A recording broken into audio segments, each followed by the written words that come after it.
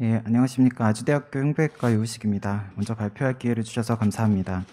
제가 오늘 말씀드릴 내용은 살비지 서저리와 서저리 포 리커런스에 대한 내용입니다. 먼저 이제 살비지 서저리에 대한 데피니션을 찾아봤을 때 각각의 연구에 따라서 굉장히 다양한 데피니션을 사용하고 있었습니다. 가장 전통적으로는 데피니티브 RT나 컨커런트 케모 RT를 시행한 로컬 트리트먼트 후에 퍼시스턴트 디지즈나 리커런트 튜머에 대해서 서지컬 리섹션을 할 때 사용되었던 데피니션이 가장 많이 사용되었던 데피니션인데, 아주 최근에는 이뮤노세라피라든지 TKI 효과가 좋으면서 시스테믹 트리트먼트 후에 시행되는 서지컬 리섹션도 살비지 리섹션이라고 정의하는 연구들도 있었습니다. 그래서 제가 말씀드릴 내용은 먼저 데피니티브 RT, CRT 사용한 를 시행한 후에 시행된 살비지 서저리와 그 다음에 스테이지 4 캔서에서 시스테믹 트리트먼트 후에 시행되는 수술 두 가지를 각각 리뷰하였습니다. 먼저 방사선 치료하고 케모 RT 시행했을 때 시행하고 나서 리스폰스를 보아서 일부 남아있는 질병에 대해서 바로 수술을 시행하거나 혹은 경과를 보던 후에 로컬 리커런스에 대해서 수술을 시행하는 경우도 살비지 서저리라고 볼 수 있겠습니다.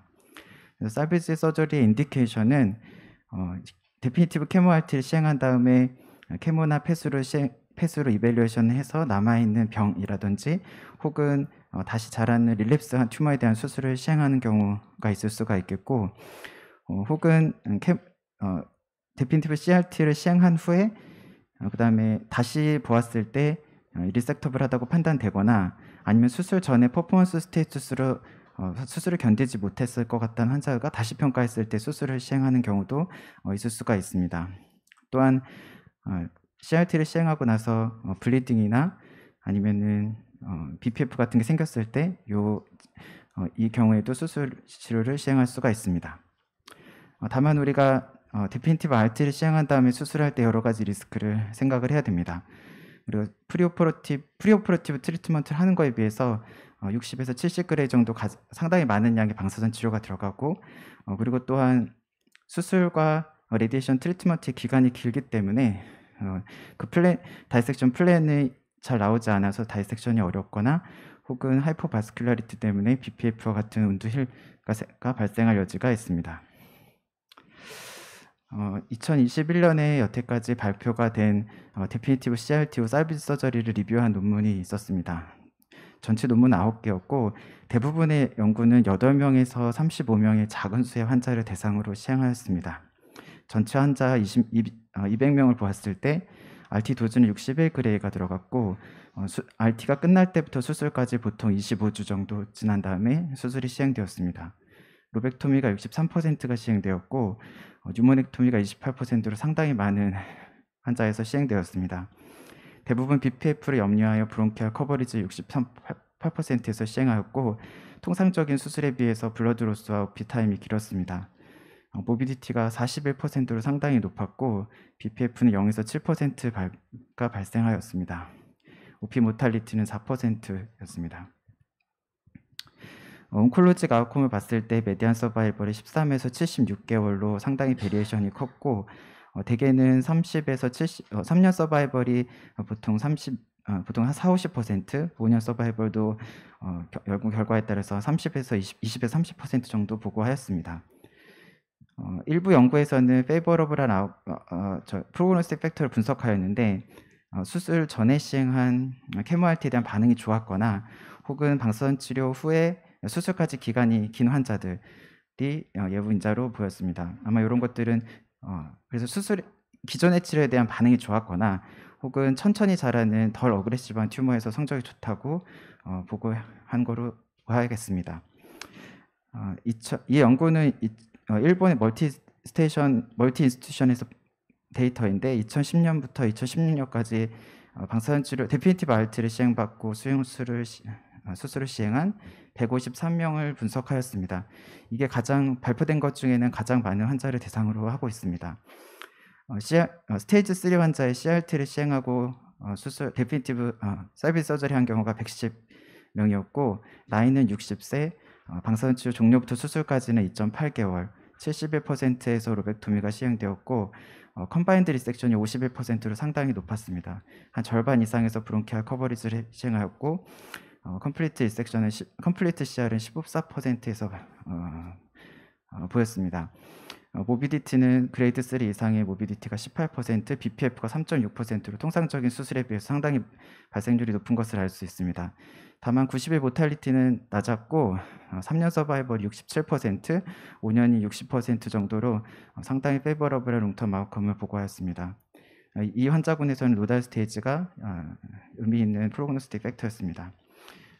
SBRT를 스테이지 1, 스테이지 2에서 SBRT를 시행한 46명의 환자도 포함되었는데 나이가 69세로 비교적 많고 RT 종료부터 수술까지는 16개월 정도가 소요되었습니다.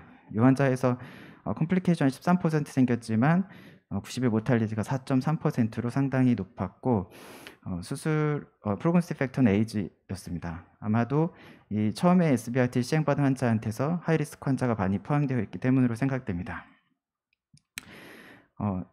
데피니티브 RT나 CRT를 시행하고 나서 수술을 시행하는 것은 컴플리케이션도 비교적 일반적인 수술에 비해서 많이 생기고 수술 시간도 좀 오래 걸리긴 하지만 아웃컴은 비교적 리저너블한 아웃컴을 보였습니다. 다만 이 연구들을 해석할 때 굉장히 적은 수를 대상으로 하였고 모두 레트로스펙티브고 환자들의 대상이 매우 헤테로지니어스합니다.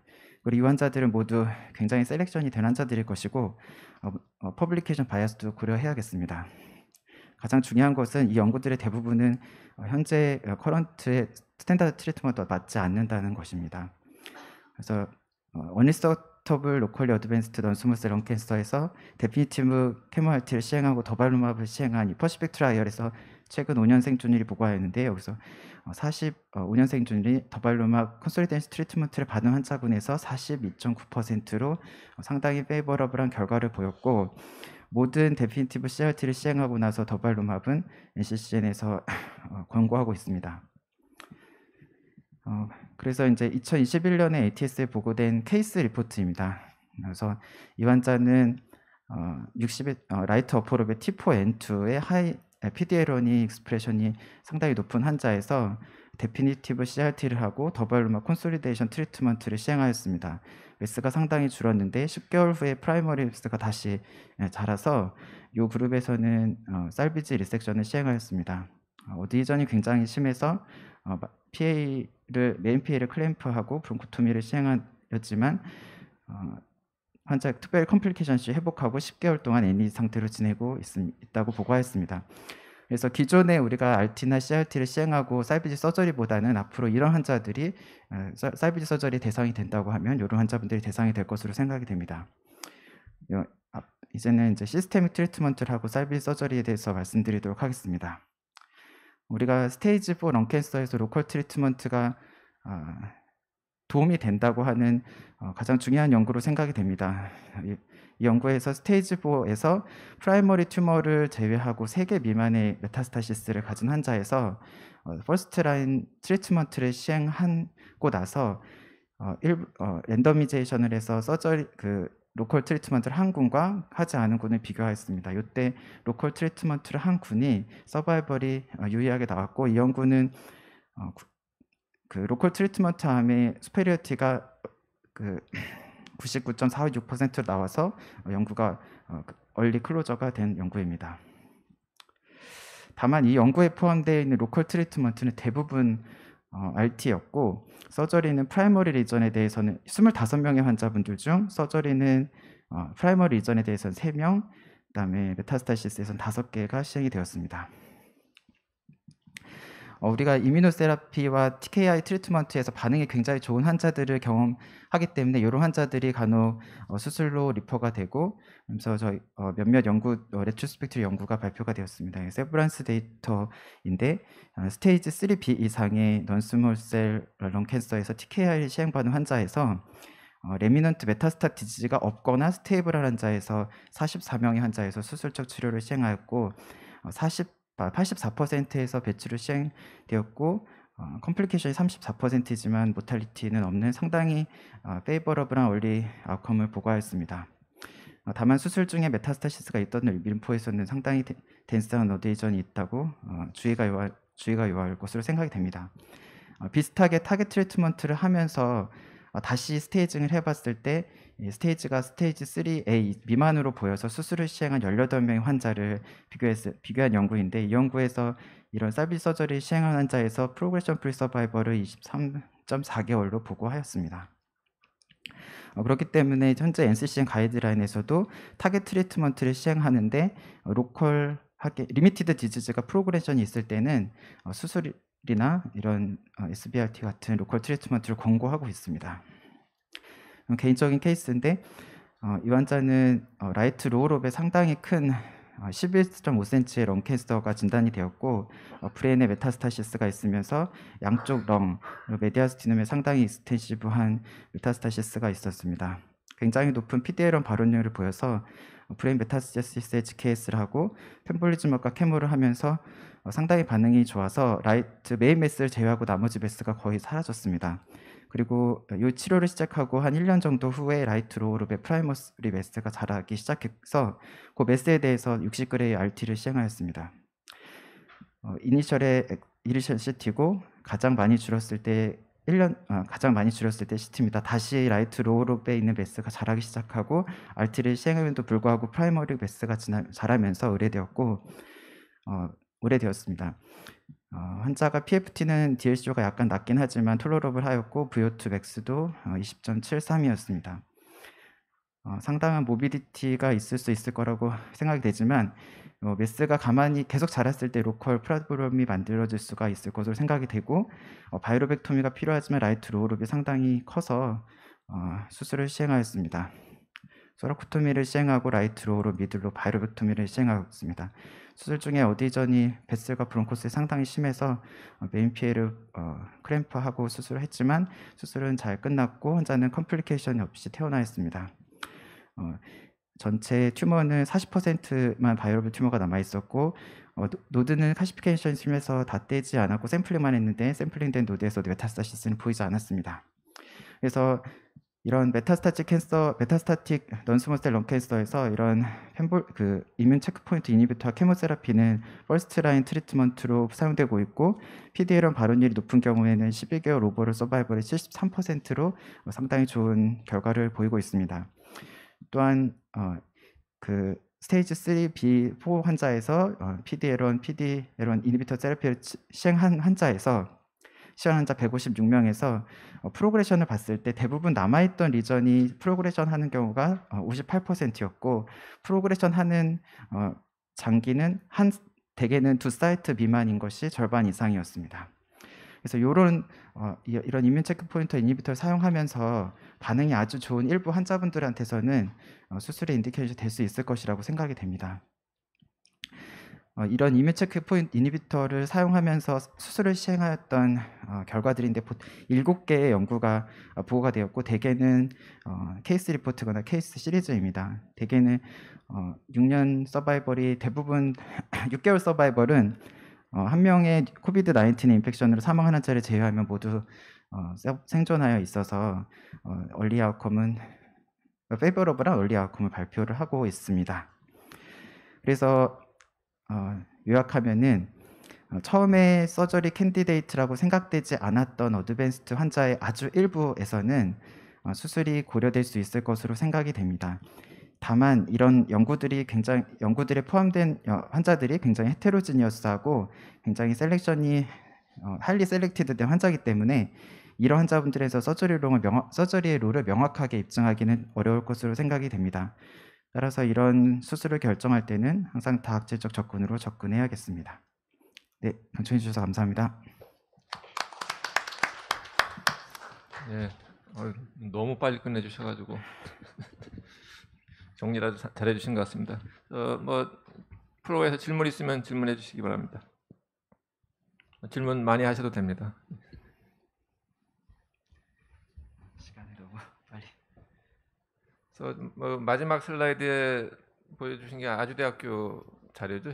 제일 마지막 컬럼에 있던 거. 아닙니다, 선생님. 요거는 이 전에 다른 다른 기관에서 발표한 발표입니다. 그런 거예요. 네. 아워 리절트라고 써 있어가지고. 여기 이 연구에 그대로 사진을 따와서 이렇게 된 것 같습니다. 네, 그래서 이제 질문 드리고 싶은 게 이제 셀비지 서저리를 할 때 아까 예를 들어 결국 이제 프라이머리만 남아서 이제 수술하는 경우들이 많은데 우리가 뉴모넥토미 하는 경우도 있지만 이 연구에서처럼 세그멘텍토미나 웨지 리섹션을 하는 경우들이 있거든요. 그래서 이제 우리가 셀비지 서저리 하는 환자들에 대해서 프라이머리 서저리처럼 로벡토미를 스탠다드로 삼아야 될지 아니면은 저런 서브로럴 리섹션도 그 마진만 괜찮다면은 적용이 가능할지 그에 대해서는 어떻게 생각하시나요?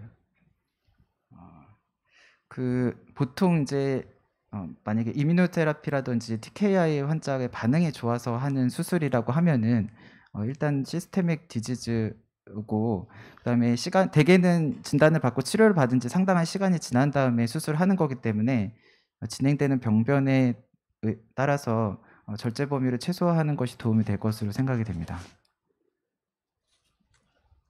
네, 질문해 주시죠. 네, 동남권 환자병원 김재현입니다.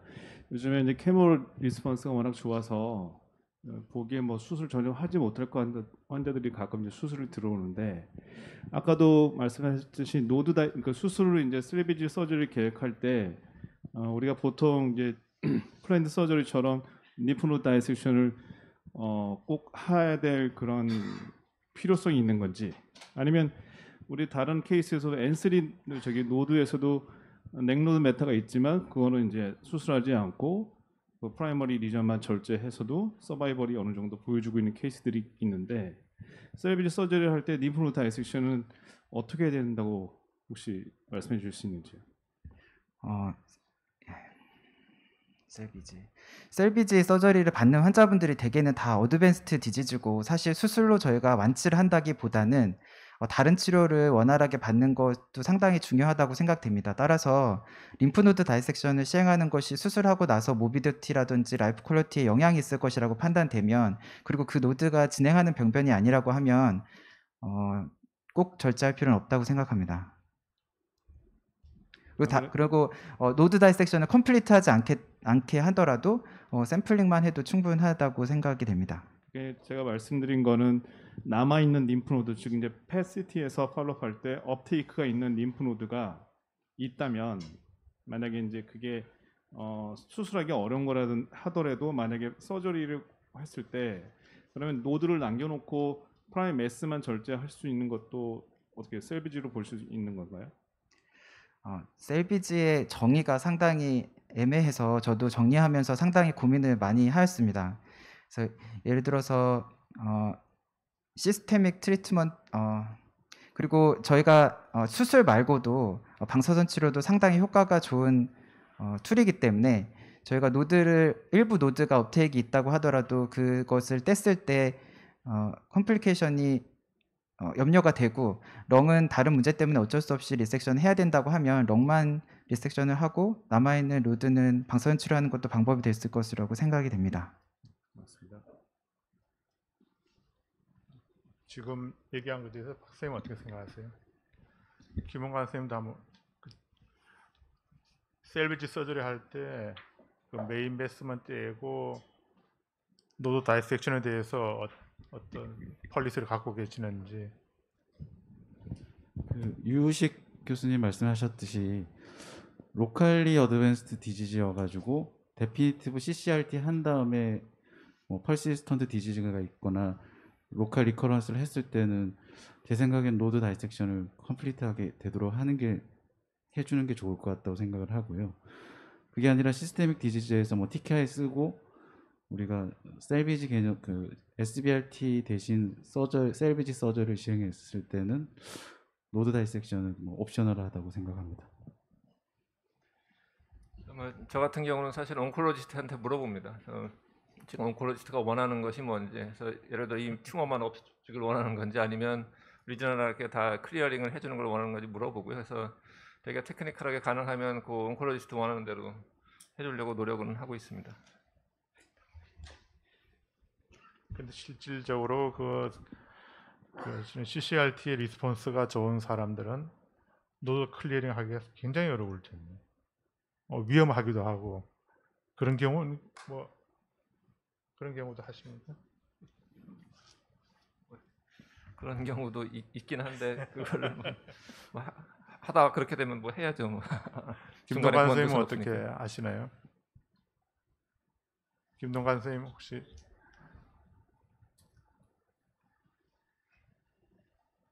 사실 성숙한 선생님 말씀대로 그런 환자들이 노드 다이섹션 하는 게 쉽지 않은 경우가 진짜 많습니다. 그래서 저는 제가 수술을 완벽하게 하는 것보다 진짜 어떤 수술이 이 환자한테 제일 도움이 되겠는가. 왜 만약에 그런 노드를 잘못 띄다가 로벡토미 해야 될 게 뉴모닉토미를 해야 된다 그러면 환자가 렁 펑션이 나쁘면 죽을 수도 있거든요. 그래서 서전이 결국은 우리가 환자를 위해서 수술한 거지 나를 위해서 수술한 게 아니기 때문에 그 상황에 맞춰서 하고 정말 노드가 전체적으로 인베이전 그 메타스타스가 있으면은 내가 그걸 진짜 완벽하게 제거를 할 수 없다면은 결국은 R2 리섹션이 되는 거거든요. 그러면은 다른 모달리티도 요새 좋은 게 있기 때문에 좀 잘 생각을 하는 게 필요하다고 생각합니다. 그래서 상황에 맞춰서 결국은 환자가 살아야지 나도 사는 거기 때문에 그 상황에 맞춰서 환자한테 가장 좋은 게 뭔가를 냉철히 생각하는 게 필요하다고 생각합니다.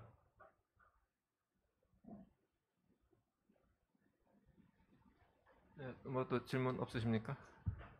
한 5분 남았는데요. 아니면 뭐 앞에 연재라도 디스커션이 모자랐다 하시면 제가 참고로 하나 뭐저 코멘트를 말씀드리면 그 닥터 고메즈가 발표했던 그 로컬 콘솔리티브 트리트먼트는 사실은 레디에이션 온콜로지스트를 한 거기 때문에 그런 올리고 메타스타시스가 있을 때 레디에이션 온콜로지스트들이 상당히 적극적으로 치료를 합니다. 근데 그렇게 하다 보니까 사실은 서전 입장에서는 상당히 그 병변이 악화된 다음에 우리한테 오거든요. 렁도 나빠지고 그래서 저희 레디에이션 온콜로지스트한테 제가 이제 주문을 하는데 우리가 수술을 하고 RT 하는 거는 가능한데 RT 하고 수술 다시 하기는 쉽지 않기 때문에 최대한 우선 수술을 먼저 좀 의뢰를 해달라 얘기를 하거든요. 그래서 같이 MDT에서 좀 상의를 할 수 있게 해서 아마 그런 폴리시를 좀 병원에서도 좀 유지하셔야 험한 세컨더리 서저리를 안 하는 방법이 될 것 같습니다. 예, 그래서 뭐 따로 더 질문이 없으시면 이것으로 이 세션 마치겠습니다. 그래서 여기 발표해 주시는 연자분들하고 시간 잘 지켜주셔서 감사합니다. 예, 감사합니다.